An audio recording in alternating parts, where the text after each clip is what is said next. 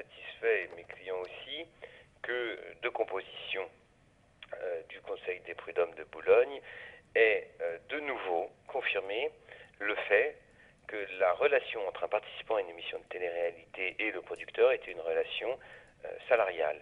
Ce qu'il faut rappeler quand même que TF1, lorsqu'il diffuse des émissions avec des célébrités, notamment Nice People, qui a été diffusé par TF1 en 2003, les célébrités avaient des contrats de travail. Et c'était des contrats qui étaient rémunérés entre 20 000 et 100 000 euros la semaine. Et il faut aussi rappeler à vos auditeurs que pour Glem, donc le producteur de l'île de la Tentation et filiale à 100% de TF1, lorsqu'il nous communique la liste du personnel embauché pour le tournage de l'île de la Tentation en 2006, il nous communique une liste sur laquelle figurent plus de 150 noms, mais il figure aussi l'ensemble des participants.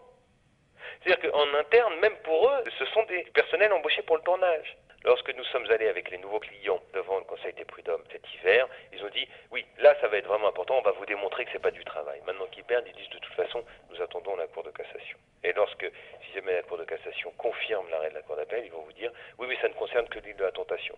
C'est toujours pour relativiser, parce qu'ils ont une crainte très importante, qui est que l'ensemble des anciens participants aux émissions de télé-réalité réclament le statut qui correspond aux fonctions qu'ils ont exercées. Mais il y a aussi quelque chose de très important qu'il faut préciser. C'est que le CSA, en 2005, avait demandé à un professeur de droit, c'est le professeur Philippe Stoffelmink, une consultation sur la relation entre un ancien participant et un producteur de télé-réalité.